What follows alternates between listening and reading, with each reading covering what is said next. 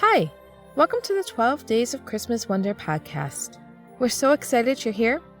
If you're new, welcome. All right, everyone, this is it. Our Christmas countdown ends today. Tomorrow is Christmas. Thank you all for joining me on this journey. I hope you've enjoyed this different way of counting down to the holidays. I will miss sharing a story with you. Today, I'm going to do a Visit from Santa Claus, otherwise known as Twas the Night Before Christmas, by Clement Clarke Moore. So grab your favorite hot drink, a cozy blanket, settle in. I hope you enjoy. A Visit from Santa Claus. 'Twas the night before Christmas, when all through the house not a creature was stirring, not even a mouse. The stockings were hung by the chimney with care, in hopes that St. Nicholas soon would be there.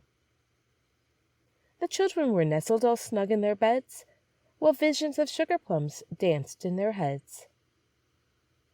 And Mamma in her kerchief and I in my cap had just settled our brains for a long winter's nap. When out on the lawn there arose such a clatter, I sprang from my bed to see what was the matter. Away to the window I flew like a flash, tore open the shutters and threw up the sash.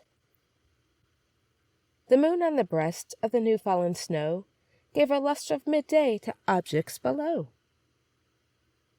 When what to my wondering eyes should appear but a miniature sleigh and 8 tiny reindeer. With a little old driver so lively and quick, I knew in a moment it must be St. Nick. More rapid than eagles, his courses they came, and he whistled and shouted and called them by name.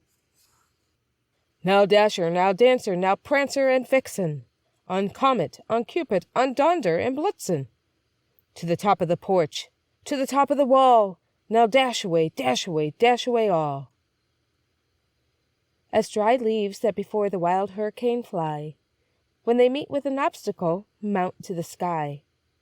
So up to the housetop the coursers they flew, with the sleigh full of toys, and St. Nicholas too. And then, in a twinkling I heard on the roof the prancing and pawing of each little hoof. As I drew in my head, and turning around, down the chimney St. Nicholas came with a bound. He was dressed all in fur from his head to his foot, and his clothes were all tarnished with ashes and soot. A bundle of toys he had flung on his back, and he looked like a peddler just opening his pack. His eyes, how they twinkled, his dimples, how merry. His cheeks were like roses, his nose like a cherry. His droll little mouth was drawn up like a bow, and the beard on his chin was as white as the snow. The stump of a pipe he held tight in his teeth, and the smoke had encircled his head like a wreath. He had a broad face, and a little round belly, that shook when he laughed like a bowl full of jelly. He was chubby and plump, a right jolly old elf, and I laughed when I saw him, in spite of myself. A wink of his eye and a twist of his head soon gave me to know I had nothing to dread.